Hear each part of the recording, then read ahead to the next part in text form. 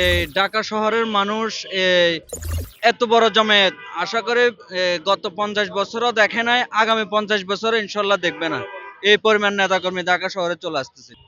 এই এই বিষয় হচ্ছে যে উনার যে সুদূর প্রসারের চিন্তা ভাবনা, উনার বাংলাদেশ নিয়ে যে দীর্ঘমেয়াদী চিন্তা ভাবনা, উনি দেশে আসলে দেশের পরিস্থিতি অনেকটাই ভালো হবে ইনশাল্লাহ। এই বাংলাদেশ উনার যে শহীদ দিয়ে যে আদর্শ করা যে এদেশ উনার হাত ধরে ইনশাল্লাহ প্রতীয়মান হবে ইনশাল্লাহ। আগামীকাল ইনশাল্লাহ মহাবিপ্লব হবে। এই ঢাকা শহরের মানুষ এই এত বড় জমায়েত আশা করি গত 50 বছরও দেখে নাই, আগামী 50 বছরে ইনশাল্লাহ দেখবে না। এই পরিমাণ নেতাকর্মী ঢাকা শহরে চলে আসতেছে ইনশাল্লাহ। আমি চট্টগ্রাম ফটিকছড়ি থেকে আসছি, ভূপতপুর থানা। আমাদের লিডার আসতেছে, তাকে এক নজর দেখার জন্য আসতেছি।